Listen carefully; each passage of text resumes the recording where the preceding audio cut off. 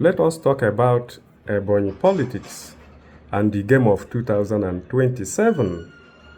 Ebonyi is going to be a state of interest in 2027 with regard to governorship election. Why is it so?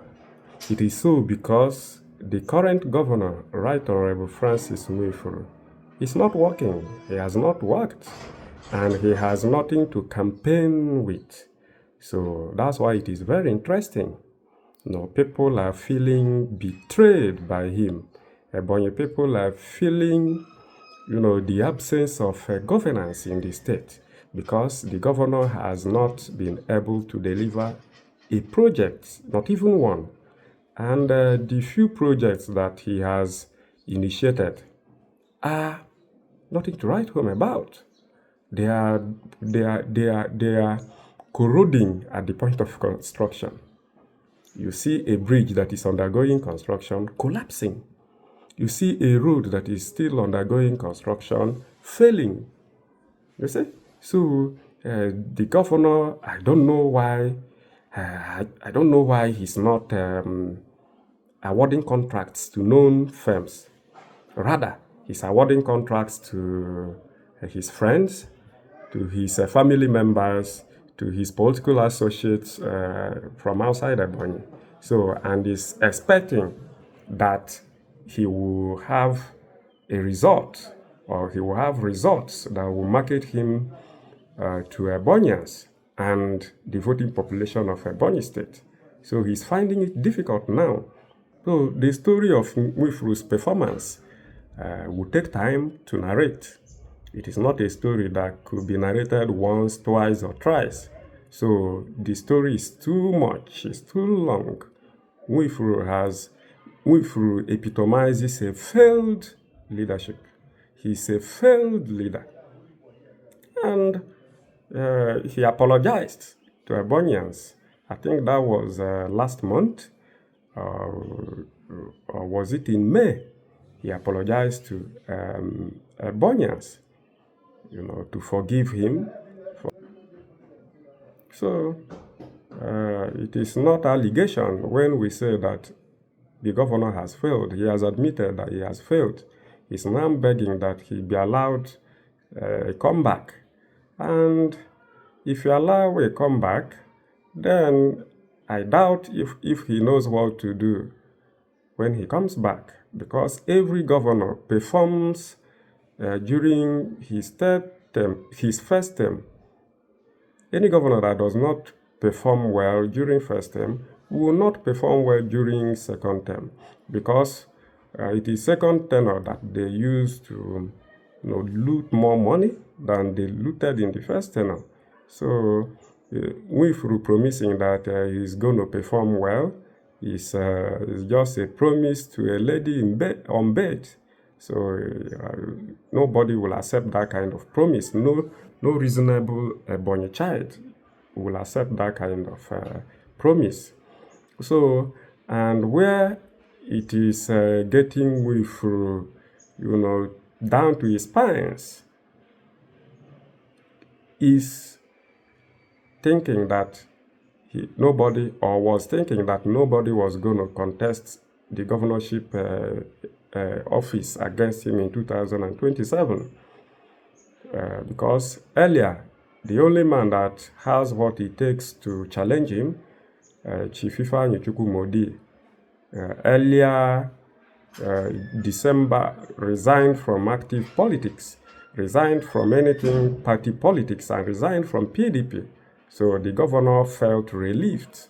He felt that he would be a sole candidate. Nobody was going to have a showdown with him.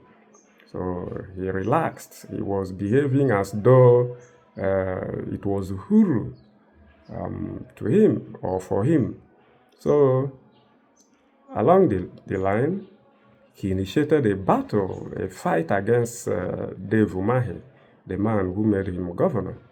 So he started building fences, cutting off Dave Umahi from the scheme of things in Ebonyi politics. So he started bringing close those Umahi extricated from the mainstream Ebonyi politics. So Nwifuru, in a bid to face Umahi squarely, should Umahi try to rear his head, in Ebonyi politics any longer, he brought the likes of Ambassador Frank Ogbewu, Obinna Ogba, people like Anyim Powers, Anyim, and others. He rejuvenized the politicians that Umahi did away with, people who didn't support his election. So Umahi started seeing it as an affront. Umahi started seeing it as a show of force against him by the governor. So when it was time to apportion tickets to people for National Assembly election in the APC, the governor single-handedly nominated all the candidates and never allowed Umahi to produce one, not even one. So the governor found it imperative to return all the serving members of the National Assembly. So against Umahi, against supposed olive branch, that should be extended to Umahi as someone who made him governor. So the issue here is not even about making him governor. The issue is that he felt nobody was going to contest against him. Only Chief Odi has the capacity to challenge him, and the man has resigned openly from active politics, from party politics. So the governor felt it was a new dawn already. He started misbehaving, started abandoning people he should carry along, both in Ebonyi and outside Ebonyi. Started declaring war on anybody that associates him or herself with Umahi. He started seeing Umahi as a blight that must be extricated, that must be exterminated. So along the line, Chief Odi came back and declared interest to contest against the governor in 2027, and he's very proactive about it. He's hyperactive about this aspiration, and the governor is now feeling threatened. So that was why he came, public and threatened to consume anybody who would come out to contest against him in 2027. He said he has what it takes to consume anybody who is challenging him. Then Hope Uzodimma, the governor of Imo State, stared at him surprisingly. So in Abakaliki, when he was declaring this threat, he even called out Chief Nyesom Wike, the FCT minister, alleging that he is the one being used to fight him in Ebonyi in 2027. And Wike has not replied him. And I'm not sure he will reply him now. He will certainly reply him, but not now. You see? So the governor is feeling threatened. The governor does not know what to do. He has seen it that it is no longer about power of incumbency. He's now seeing it that it is a real battle. And he has always been threatening, I will do this. The greatest undoing of the governor will be to fire a shot. If Nwifuru fires a shot anywhere in Ebonyi against the opposition, that state, he will not like the outcome. He will experience friction. In fact, he's not going to contain what will follow next.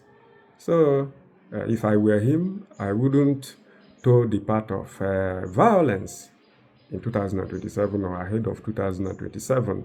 He should allow people to contest in peace because it is their fundamental right to contest election, to vote and be voted for. So threatening thunder and brimstone is not going to return him for second term either. So he shouldn't be threatening people with violence. You will consume, you will bury, you will this, you will do that. Then are you dealing with non-living things? Are you the only person that has the money to fund that kind of outing? Are you the only person that has the money to buy boys? So we are waiting for Nwifuru to manifest the threats he has always issued on the opposition. Once he fires a shot, once he does anything that typifies aloofness to opposition, then Ebonyi State will be very hot for him. Ebonyi will be very hot for him because Ebonyi people are not going to allow that to happen. Yes, the candidates are not going to allow that to happen. And if he wants to lord over himself, the God factor, then it means that he's digging his own pit of hell. That's the implication. Allow people to express themselves, in line with the laws of Nigeria. Nobody is telling you not to contest as a sitting governor or to recontest. What they are telling you is that it is their right to contest, to vote and be voted for. So why are you now threatening members of the opposition or the opposition? And it's not as if he's threatening the opposition. He's threatening Chief Odi, Ifeanyi Odi, Anyi Chuks. So because he's seeing him as the opposition, he knows that no one else is contesting outside Chief Odi. So I am telling the governor just to fire a shot. Let him fire a shot.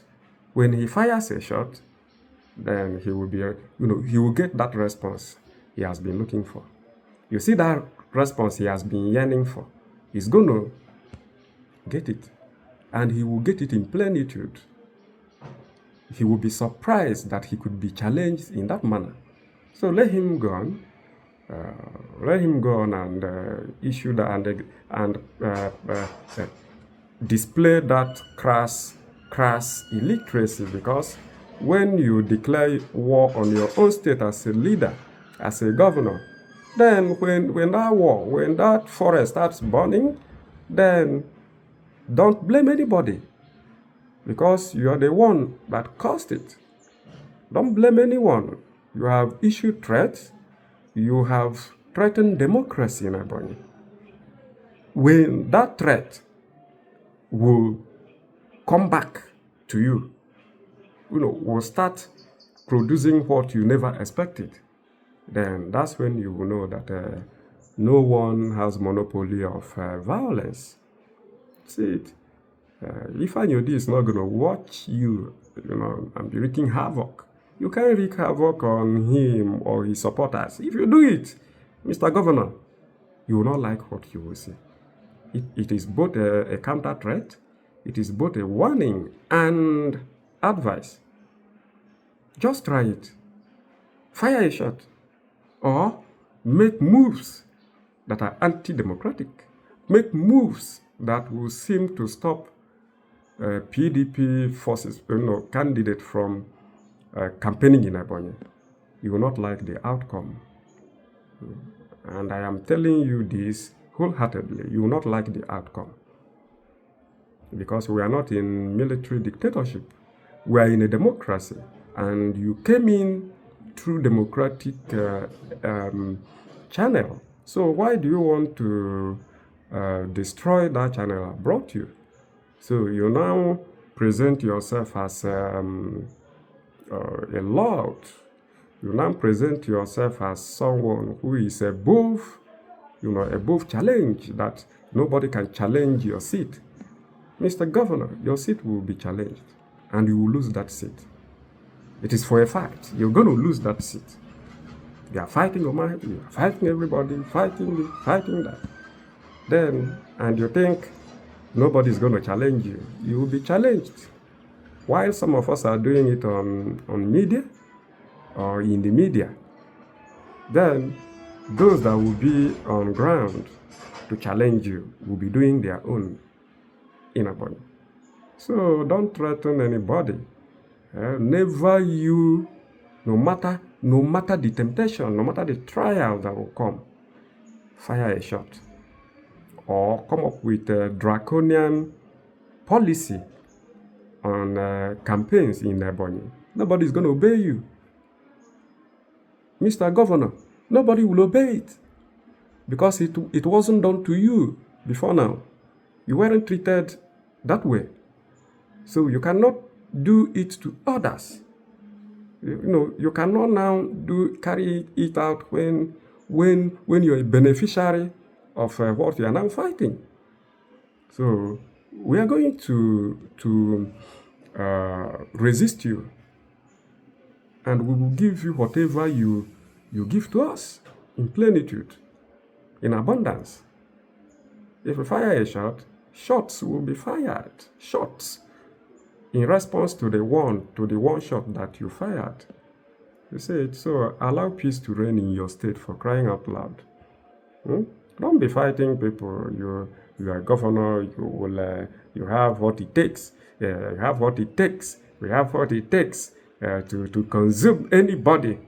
Have you not been so? Try it, Mr. Governor. We will tell you that this is not 2023. Just try it. It is a challenge. Try it. There. If you think you are that powerful. There. Huh? So, the opposition will thrive in Ebonyi. The opposition will participate in this election and defeat you because you are not performing. Your government is the dumbest in Nigeria. No governor is performing below your standard. You are the least of the 36 state governors. And it is known to you because you apologized. You say that Ebonyi people should forgive you for performing abysmally. So you are aware of it. You know that you are not going anywhere. You know that you will be defeated. Hence your apology. And nobody is going to accept that crocodile tear. We are not going to accept your crocodile tears. Because if a governor fails in his first tenure rather, then that governor cannot perform better in his second tenure. That is during second tenure, in which he will be preoccupied with personal aggrandizement and politics of handover. So if you couldn't perform well during your first tenure, nobody will try. It's only a foolish person that will trust your comeback. So you are going to be removed. You are not representing Ebonyi well. In fact, your tenure, your administration, your becoming governor is one of the greatest undoings upon Ebonyi. You see, it's one of the greatest undoings. It's one of the worst decisions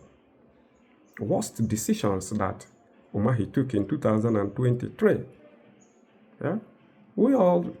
Some of us were willing, telling people that you don't have the exposure to be governor.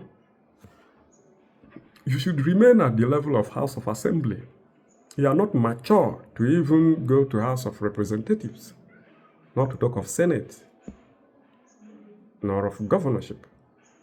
Today, you have exemplified, you have proven us right. You have not disappointed us. You have not disappointed what we want Ebonyi people of. In fact, in fact, we did not even describe your governorship, what your governorship would look like. We did not describe it well. It's like we even rated you high. Today, Ebonyi State looks like a conquered territory. Ebonyi State doesn't look like a state that has a governor. And projects are not completed. Since 2023 till now that you came on board as governor, no project has been concluded. Nothing. The little ones initiated are depleting at the point of construction. Who will take that in 2027? We are not going to take that. I am Sir Chika Nwoba. Thank you.